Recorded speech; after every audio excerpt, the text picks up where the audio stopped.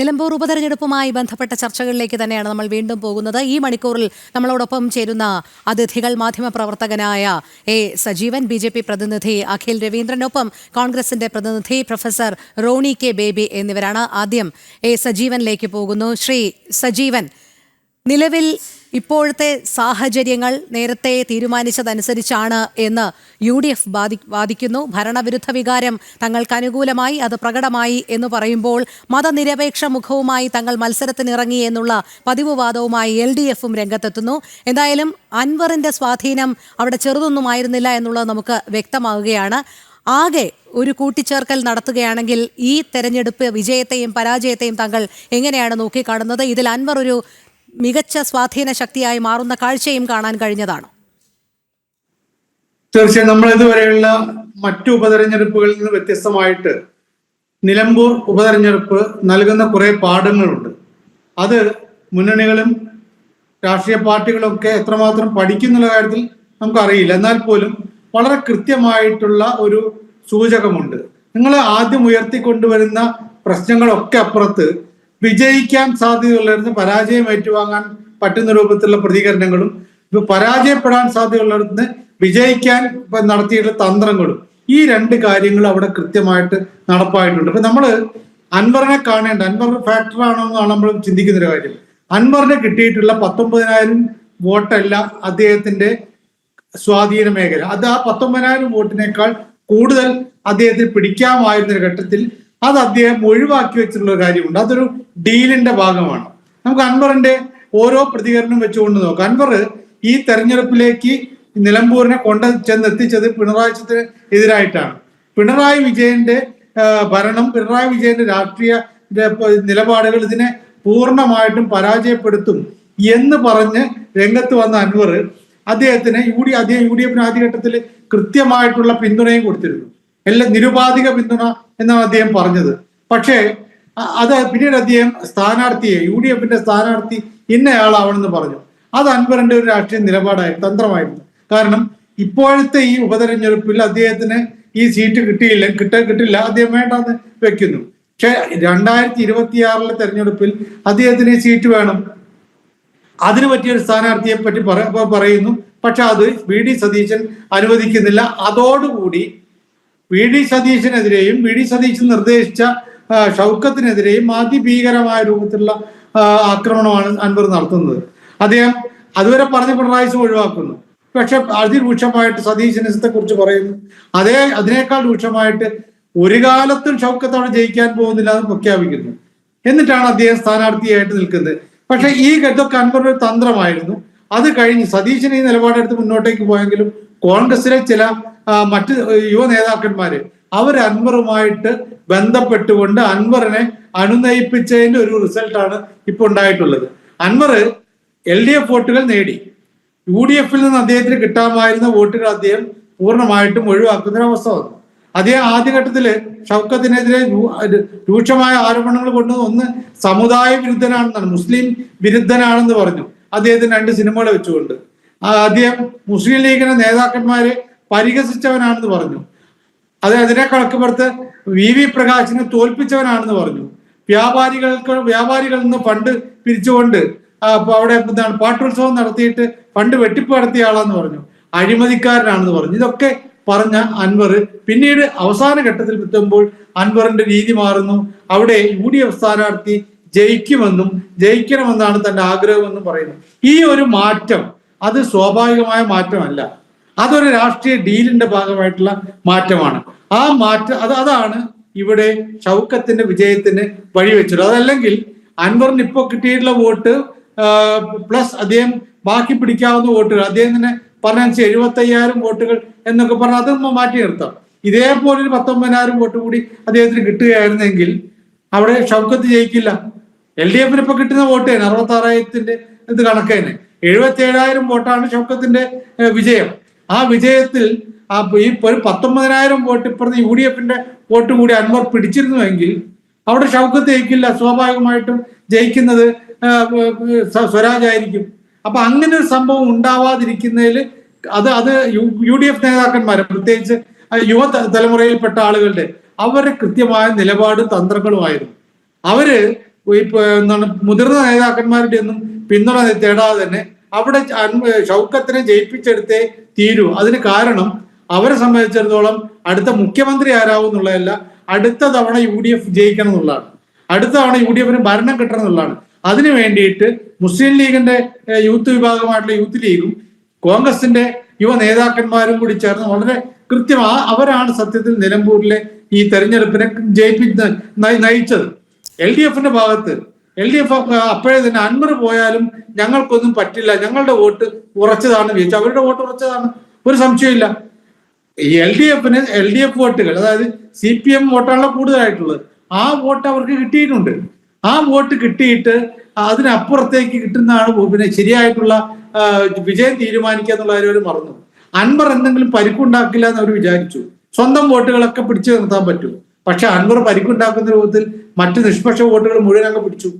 അതാണ് ഉണ്ടായിട്ടുള്ളത്.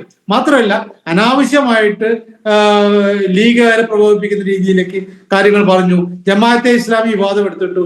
അവർ തന്നെ നേരത്തെ ബന്ധപ്പെട്ടിരുന്ന, അവർ തന്നെ വോട്ട് വാങ്ങിയിരുന്ന ജമാഅത്തെ ഇസ്ലാമി കഥകൾ മുഴുവൻ പിന്നീട് UDF ആരോപണമായിട്ട് കൊണ്ടുവന്നു. അതിനേക്കാളൊക്കെ അപ്പുറത്താണ് RSSുമായിട്ട് ഞങ്ങൾക്ക് ബന്ധമുണ്ടായിരുന്നുവെന്ന് പിന്നെ പാർട്ടി സെക്രട്ടറിയുടെ തന്നെ പ്രഖ്യാപനം. അത് എപ്പോ ഈ തെരഞ്ഞെടുപ്പിന്റെ 11ാം മണിക്കൂറിൽ കൊട്ടിക്കലാശവും കഴിഞ്ഞിട്ട് നിശബ്ദ പ്രചരണം നടക്കുന്ന ഘട്ടത്തിലാണ് ഞങ്ങൾക്ക് RSSുമായിട്ട് ബന്ധമുണ്ടായിരുന്നു 77 എന്ന് പറഞ്ഞത്. അത് അപകടമാവില്ല എന്ന് ഈ ഇന്റർവ്യൂ ചെയ്ത ആൾ ചോദിക്കുമ്പോൾ എന്ത് അപകടം, സത്യം പറഞ്ഞാൽ എന്ത് അപകടമാണ് ഉണ്ടാവുക എന്ന് പ്രതികരിച്ചു.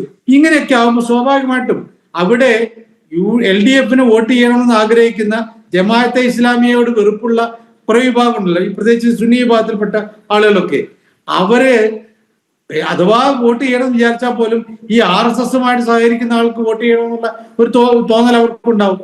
ആ തോന്നൽ ഉണ്ടാക്കി അത് കൃത്യമായിട്ടും ഇവർ RSS സമീപനമുള്ള ആളുകളാണ് എന്ന് UDF പ്രചരണം നടത്തുകയും ചെയ്തതോടിട്ട് അവിടെ LDF പരാജയം ഉറപ്പായി. ഇതാണ് ശരിയായ രാഷ്ട്രീയ പാഠം. അവിടെ പഠിക്കേണ്ട പാഠങ്ങൾ ഇതാണ്. ഇവിടെ അതിനിടയിൽ അവസാനം പറഞ്ഞു LDF പറഞ്ഞൊരു കാര്യം എന്ന് പറയുന്നത് അവിടെ കോലീബി സഖ്യം ഉണ്ട് എന്നുള്ളതാണ്. കോലീബി സഖ്യം ഉണ്ടെങ്കിൽ ഇപ്പോ BJPക്ക് ഇത്രയും വോട്ട് കിട്ടില്ലല്ലോ. BJPക്ക് നേരത്തെ കിട്ടിയ വോട്ട്, അതായത് BDJSന്റെ സ്ഥാനാർത്ഥി മത്സരിച്ചപ്പോൾ കിട്ടിയ ഏതാണ്ട് ആ വോട്ട് തന്നെ ഇപ്പൊ കിട്ടി. രണ്ടാമത്തെ തെരഞ്ഞെടുപ്പ്, കഴിഞ്ഞ തെരഞ്ഞെടുപ്പ് 21 തെരഞ്ഞെടുപ്പിൽ BJP സ്ഥാനാർത്ഥി എന്നിട്ട് പോലും 4.1% മറ്റാണ് അവർക്ക് വോട്ട് ഷെയർ ഉണ്ടായിരുന്നത്. ഇപ്പൊ അതിനേക്കാൾ കൂടുതലല്ലേ, 7%-ത്തിനടുത്ത് എത്തിയില്ലേ. അപ്പോ അത്തരം ആരോപണങ്ങളിലൊന്നും കാര്യമില്ല. ഇവിടെയുള്ള സംഭവം എന്ന് പറയുന്നത് BJP അവരുടെ വോട്ട് നേടി LDFന് കിട്ടുമായിരുന്ന വോട്ടുകൾ ജയിക്കാൻ സാധ്യതയുള്ള ഒരു അവസരത്തിൽ അവരുടെ തന്നെ സ്വയം കൃതാർത്ഥം കൊണ്ട് നഷ്ടപ്പെടുത്തി. അതുകൊണ്ടാണ് അത്തരത്തിലൊരു നഷ്ടം സംഭവിച്ചതെന്നാണ്. ശ്രീ സജീവൻ, താങ്കളിലേക്ക് എത്താം.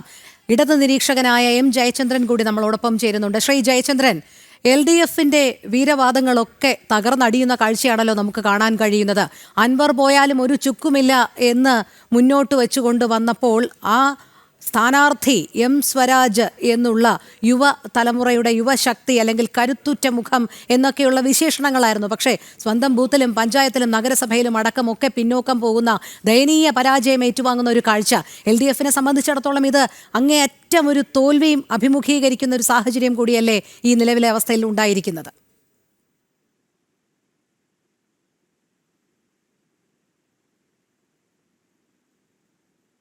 ശ്രീ ജയചന്ദ്രൻ,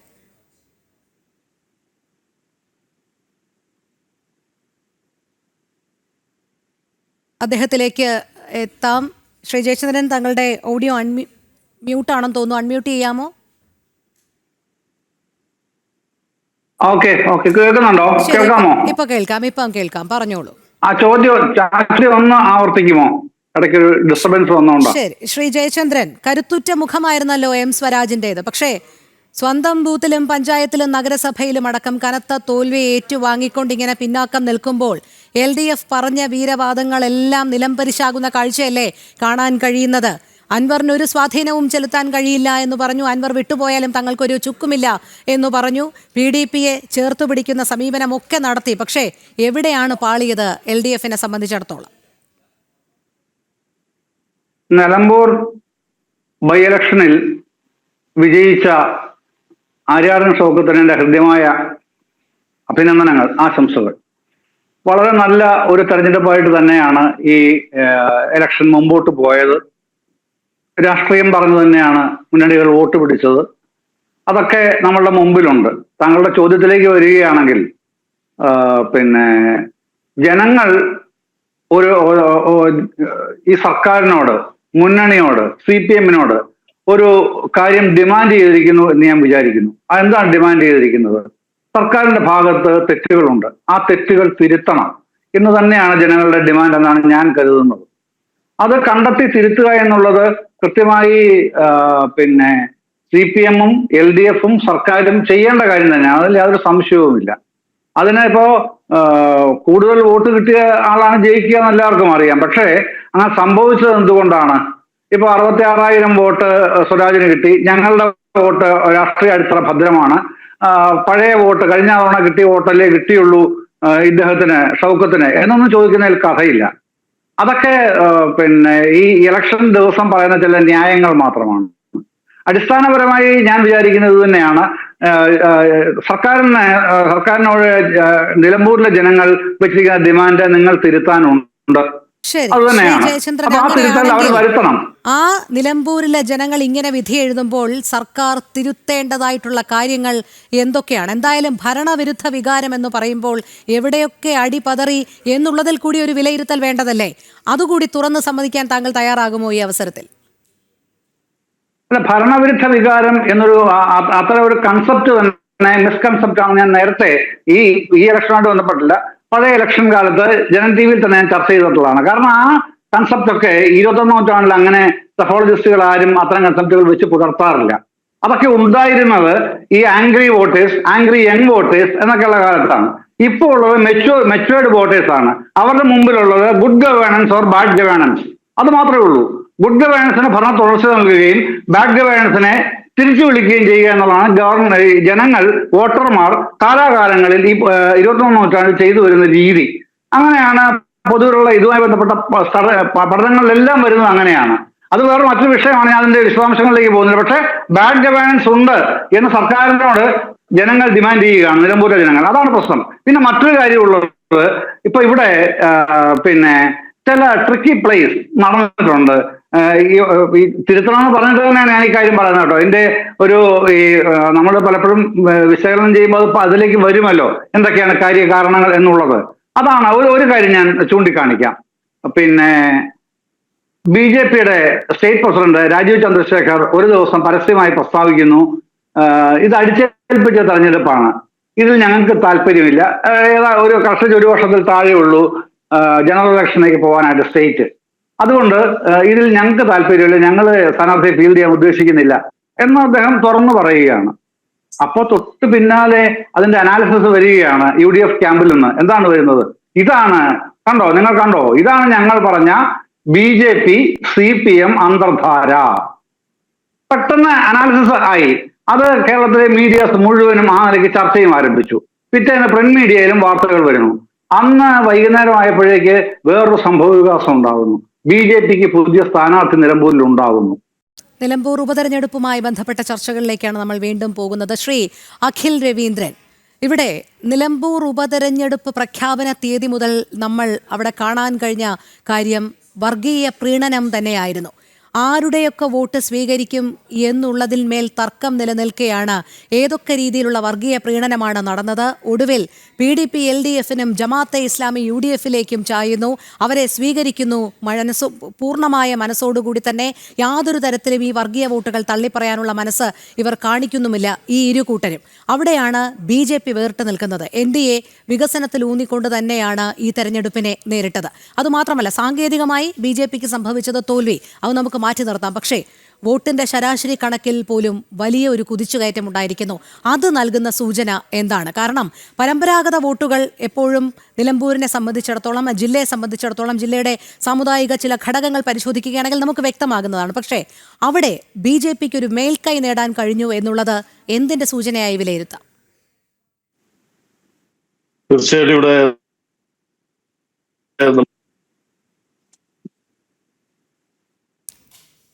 ശ്രീ അഖിൽ രവീന്ദ്രൻ, ചില സാങ്കേതിക തകരാറുകളുണ്ട്, അദ്ദേഹത്തിലേക്ക് തിരിച്ചെത്താം.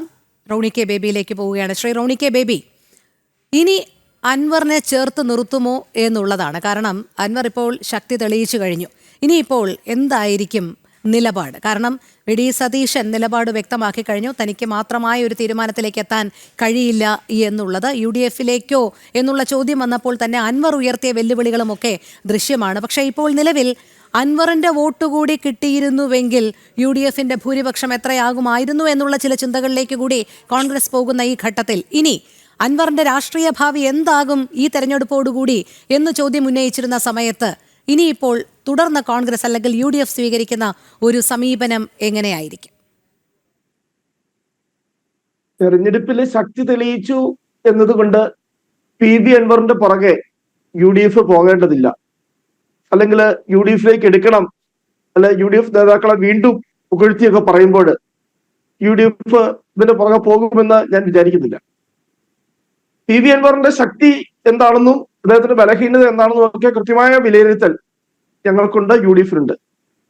2016 ഇടതുപക്ഷത്തിന്റെ ഭാഗമായി മത്സരിക്കുന്നതിന് മുമ്പും അദ്ദേഹം സ്വതന്ത്രനായിട്ട് മത്സരിച്ചപ്പോൾ അദ്ദേഹത്തിന് കിട്ടിയ വോട്ടുകളും അദ്ദേഹത്തിന്റെ സ്വാധീനവും ഒക്കെ ഞങ്ങൾക്ക് വളരെ കൃത്യമായിട്ട് അറിയാം. ഇത് ശക്തിയുടെയോ ബലത്തിന്റെയോ അല്ല, നിലപാടുകളുടെ പ്രശ്നമാണ്. കാരണം ഐക്യ ജനാധിപത്യ മുന്നണി ഒരു സ്ഥാനാർത്ഥിയെ പ്രഖ്യാപിച്ചു കഴിഞ്ഞപ്പോൾ അദ്ദേഹത്തെ വ്യക്തിപരമായി അധിക്ഷേപിക്കുന്ന രീതിയിൽ ഒരു നിലപാട് അൻവർ സ്വീകരിച്ചു. ഞങ്ങള് അദ്ദേഹത്തിന് അന്ത്യശാസ്ത്രം നൽകി, നിങ്ങൾ പറഞ്ഞ പരാമർശങ്ങൾ പിൻവലിക്കണം, മറ്റൊന്നും ഞങ്ങൾ ആവശ്യപ്പെട്ടില്ല. അത് ഒരു ജനാധിപത്യ സംവിധാനം എന്ന നിലയിൽ ഞങ്ങൾ അദ്ദേഹത്തോട് ആവശ്യപ്പെട്ടതാണ്, നിങ്ങൾ തിരുത്താൻ തയ്യാറാണ്. പക്ഷെ അദ്ദേഹം തിരുത്താൻ തയ്യാറായില്ല എന്ന് മാത്രമല്ല, അദ്ദേഹം കടുത്ത ഭാഷയിൽ പിന്നീട് അങ്ങോട്ട് UDF-നെ ആക്രമിക്കുന്നതാണ് കണ്ടത്. അപ്പോൾ ഒരു യുദ്ധമുഖത്ത്, കാരണം ഇതൊരു തെരഞ്ഞെടുപ്പാണ്, കാരണം CPM-മായി നടക്കുന്ന ഒരു സാധാരണ തെരഞ്ഞെടുപ്പല്ല, LDF UDF തമ്മിൽ നടക്കുന്ന ഒരു സാധാരണ തെരഞ്ഞെടുപ്പല്ല. ഇത് പിണറായിസം എന്ന് പറയുന്ന ഒരു പ്രത്യയശാസ്ത്രം, ഒരു ആശയം, അത് ഇന്ന് കേരളത്തിന്റെ സമസ്ത മേഖലകളിലും ഒരു വലിയ സ്വാധീനമായി വളരുമ്പോൾ കേരളത്തിലെ ഒരു മറ്റൊരു പാതയിലൂടെ വഴിതിരിച്ചു വിടാൻ ശ്രമിക്കുമ്പോൾ ആ പിണറായിസത്തെ പരാജയപ്പെടുത്തുക എന്നത് ഞങ്ങളുടെ ഒരു ഉറച്ച നിലപാടാണ്. അപ്പോൾ അതിന്റെ ഭാഗമായതുകൊണ്ട് മാത്രമാണ് ആ ഒരു നിലപാട്. കാരണം അദ്ദേഹം അങ്ങനെ UDF-നെ ദുർബലപ്പെടുത്തുവാൻ ശ്രമിച്ചപ്പോൾ, ഞങ്ങളുടെ സ്ഥാനാർത്ഥിയെ വ്യക്തിപരമായി ആക്ഷേപിക്കാൻ വേണ്ടി ശ്രമിച്ചപ്പോൾ ഞങ്ങള് അദ്ദേഹം പടിക്ക് പുറത്ത് നിൽക്കട്ടെ എന്നൊരു നിലപാടാണ് ഞങ്ങൾ സ്വീകരിച്ചത്. പക്ഷെ അദ്ദേഹം തെരഞ്ഞെടുപ്പിലേക്ക് വന്നപ്പോൾ ഇവിടെ ബഹുമാനപ്പെട്ട ശ്രീ സജീവൻ മാഷിനോട് എനിക്ക് ഒരു അഭിപ്രായ വ്യത്യാസമുണ്ട്. സജീവൻ മാഷ് പറഞ്ഞത് UDF-ന്റെ വോട്ടുകളാണ്, LDF-ന്റെ വോട്ടുകളാണ് അദ്ദേഹം കൂടുതൽ നേടിയത്. UDF-ന്റെ അദ്ദേഹം വലിയ രീതിയിൽ ആക്രമിച്ചില്ല, UDF-ന്റെ വോട്ട് ബാങ്കിലേക്ക് അദ്ദേഹം വലിയ രീതിയിൽ കടന്നു കയറിയില്ല എന്നാണ് അദ്ദേഹം പറഞ്ഞത്. പക്ഷെ ഞങ്ങളുടെ കണക്കുകൾ പ്രകാരം അത് ശരിയല്ല. അദ്ദേഹം ശ്രമിച്ചത് മുഴുവൻ UDF-നെ പരാജയപ്പെടുത്താൻ വേണ്ടിയാണ്. കാരണം UDF-നെ പരാജയപ്പെടുത്തിക്കൊണ്ട് തന്നെ കൂട്ടാത്തതാണ് UDF-ന്റെ പരാജയത്തിന് കാരണം എന്ന ഒരു സിദ്ധാന്തം ഉണ്ടാക്കി കടുത്ത വിലപേശൽ വീണ്ടും UDF-യുമായി വിലപേശുക. 2026 വീണ്ടും നിലമ്പൂരിൽ മത്സരിക്കുക. നിലമ്പൂരിൽ നിന്നും UDF-ന്റെ സ്ഥാനാർത്ഥി വിജയിച്ചു വന്നാൽ, ആര്യാടൻ ഷൗക്കത്ത് വിജയിച്ചു വന്നാൽ അദ്ദേഹത്തിന് വീണ്ടും ഒരിക്കൽ കൂടി നിലമ്പൂരിൽ മത്സരിക്കാൻ കഴിയില്ല എന്ന് അദ്ദേഹത്തിന് വളരെ വ്യക്തമായി ബോധ്യമുണ്ടായിരുന്നു.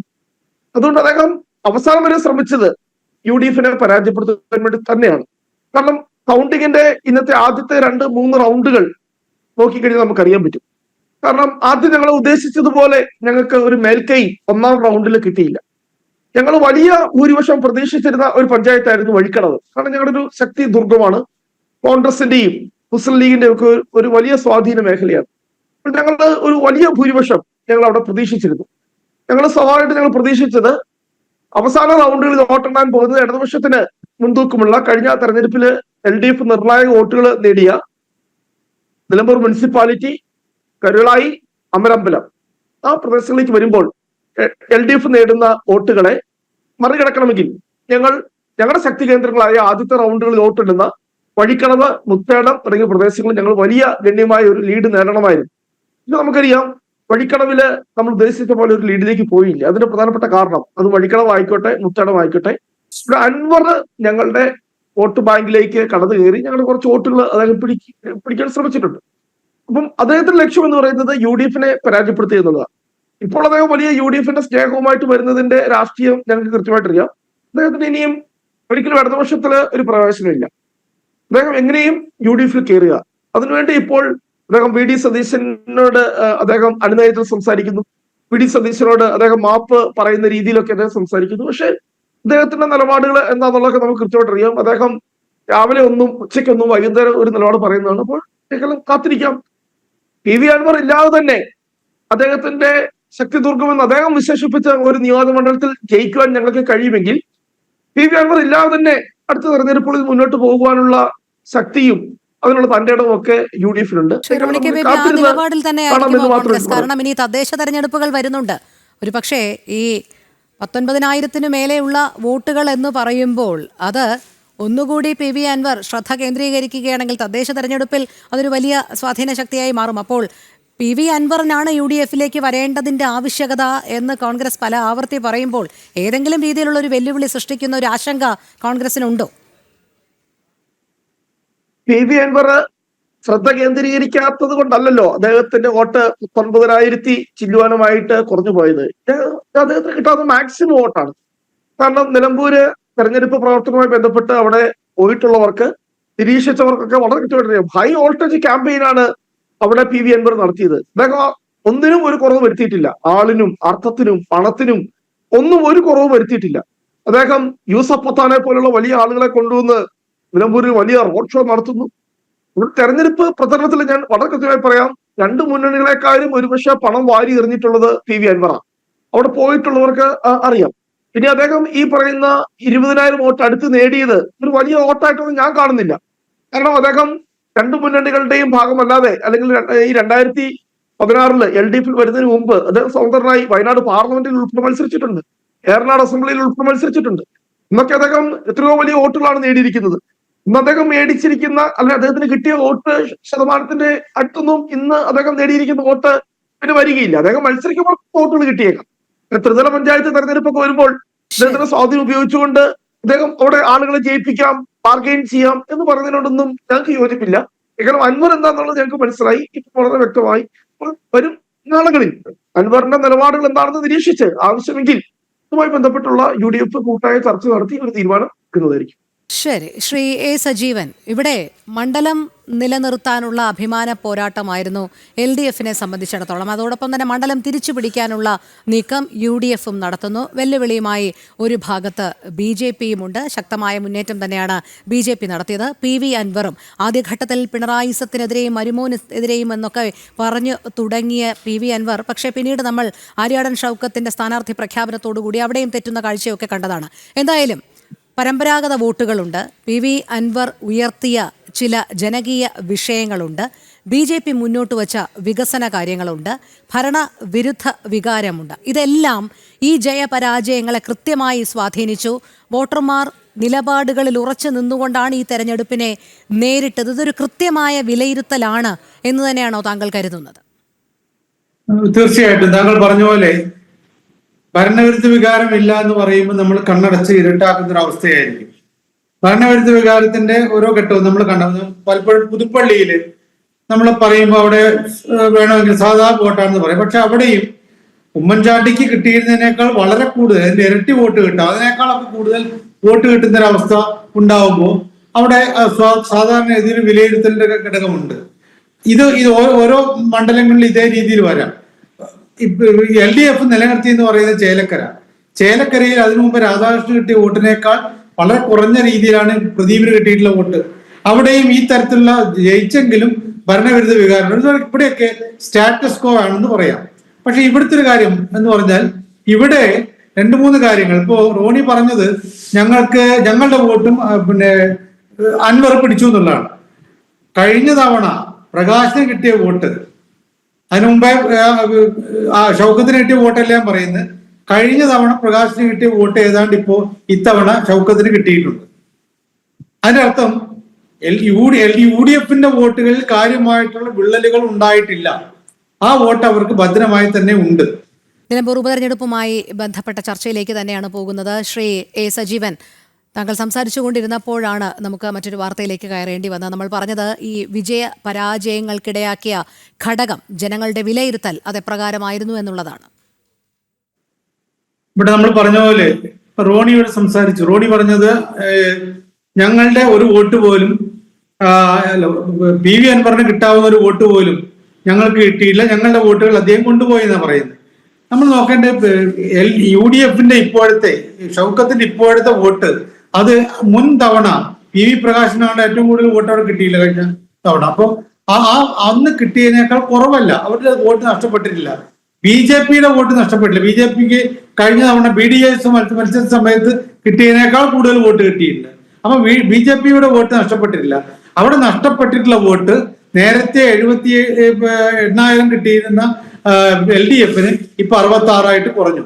അതായത് LDFന്റെ കയ്യിലുണ്ടായിരുന്ന വോട്ടുകളാണ് നഷ്ടപ്പെട്ടിട്ടുള്ളത്. അത് PV അൻവർ നേടിയെടുത്ത വോട്ട് തന്നെയാണ്. PV അൻവറിന് അനുയായികളായിരുന്നു അവരുള്ള കാര്യം അതൊന്നും നമുക്കറിയില്ല. എന്തായാലും LDFന് കിട്ടുമായിരുന്ന വോട്ടുകളാണ് നഷ്ടപ്പെട്ടിട്ടുള്ളത്. ഇതാണ് ഞാൻ പറഞ്ഞത്. ആദ്യഘട്ടത്തിൽ സതീശനത്തെ കുറിച്ചും ഷൗക്കത്തിനെതിരെയൊക്കെ പറഞ്ഞുകൊണ്ടിരുന്ന ഈ PV അൻവർ പിന്നീട് രൂപം മാറ്റി. അദ്ദേഹത്തിന്റെ നിലപാട് മാറുന്നു. ഷൗക്കത്ത് ജയിക്കണമെന്ന് അദ്ദേഹം പറയുന്നുണ്ടെങ്കിൽ അവിടെ ഡീല് നടന്നു.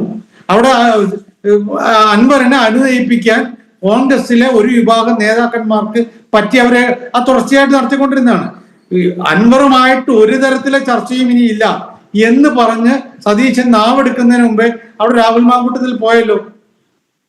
അൻവർ ആയിട്ട് ഇനി അവസാന ഘട്ടം വരെയും ചർച്ച നടത്തുന്ന DCC പ്രസിഡന്റ് ആയിട്ടുള്ള ജോയ് പറഞ്ഞല്ലോ. അപ്പൊ അതിന്റെ ഒക്കെ തുടർച്ചയായിട്ടാണ് ഈ കാര്യങ്ങൾ മുന്നോട്ടേക്ക് നീങ്ങിയത്. അതുകൊണ്ട് അൻവറിന്റെ പിന്തുണ കൂടിയാണ് ഇവിടെ ഷൗക്കത്തിന്റെ ജയം, അതിന് സംശയമൊന്നുമില്ല. പിന്നീടുള്ള ഒരു കാര്യം എന്ന് പറയുന്നത് CPMന്റെ കുറെ എന്താണ് അവർക്ക് പറ്റിയ കുറെ വീഴ്ചകൾ. ആ വീഴ്ചകളല്ല അബദ്ധങ്ങൾ. CPM സംസ്ഥാന സെക്രട്ടറി വരെ കാണിച്ചിട്ടുള്ള വിവരക്കേടുകളാണെങ്കിലും കുറെ പ്രശ്നങ്ങൾ.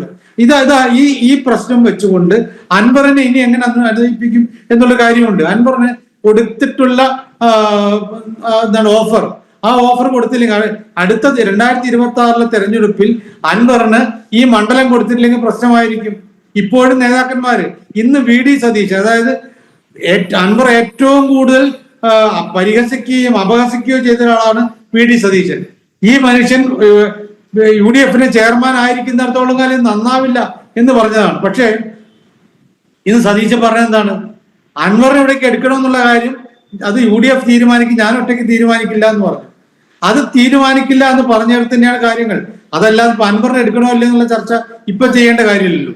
ഇപ്പോഴത്തെ വിജയം എന്ന് പറയുന്നത് UDFന്റെ വിജയമാണ്. അത് അൻവർ റോണി പറഞ്ഞ പോലെ ഇവര് പറയട്ടെ, അൻവറിന്റെ വിജയം ഒരു സഹായവുമില്ലാതെ ഞങ്ങൾ നേടി എന്ന് പറയുകയും അൻവറുമായിട്ട് ഇനി ഒരു തരത്തിലുള്ള ചർച്ചയില്ല എന്ന് വീണ്ടും ആവർത്തിക്കുകയും ചെയ്താൽ പ്രശ്നമില്ല. ഇവിടെ സതീശൻ പോലും പറയുന്നു അൻവറിനെ എടുക്കുന്ന കാര്യമാണ് എന്നാണ്. ഷൗക്കത്ത് സത്യപ്രതിജ്ഞ ചെയ്യാന്നുള്ള കാര്യമല്ല, അൻവറിനെ എടുക്കുന്നതിനെ കുറിച്ചാണ് പറയുന്നത്. അതിന്റെ അർത്ഥം അൻവറുമായിട്ടുണ്ടാക്കിയ ഡീലുണ്ട്. ആ ഡീല് അൻവർ വെറുതെ വിടില്ല. അൻവർ സ്വാഭാവികമായിട്ടും അതിന് പിറകെ ഉണ്ടാവും. അൻവറിനെ ഒഴിവാക്കിക്കൊണ്ട് 2026 തെരഞ്ഞെടുപ്പിലേക്ക് പോകാൻ UDFന് കഴിയില്ല. പോയാൽ അത് നിത്യ തലവേദനയായിരിക്കും. അതെ, ശ്രീ റോണി കെ ബേബി അതിന് മറുപടി.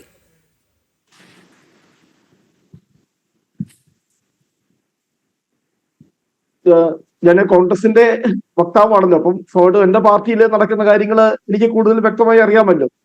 ഇന്നലെ പോലും PV അൻവറിന്റെ പ്രസ്താവന ആർക്കെതിരെയായിരുന്നു എന്ന് ശ്രദ്ധിക്കുക.